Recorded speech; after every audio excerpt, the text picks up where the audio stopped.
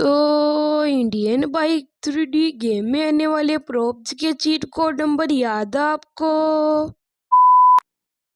तो hello guys, welcome to my new लोकास्पी का स्वागत है एक मजेदार वीडियो में। तो आज हम बताने वाले हैं इंडियन बाइक 3D गेम में आने वाले प्रॉप्स के चीट कोड नंबर। तो ओके, हमको करना है इस बटन पे टैप करके दिखेगा आपको कुछ इस तरह का ऑप्शन। तो वहाँ पर आपको डायल करना है P3। तो उस पर कॉल करते आ जाएगा हमारे इंडियन बाइक 3D गेम में आने वाला प्रोब्ज।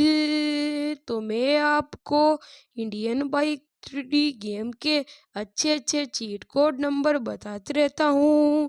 तो नया गेमिंग ऑनवन चैनल को लो सब्सक्राइब, वीडियो कर लो लाइक। मिलते हैं नेक्स्ट वीडियो में, तब तक के लिए बाय बाय।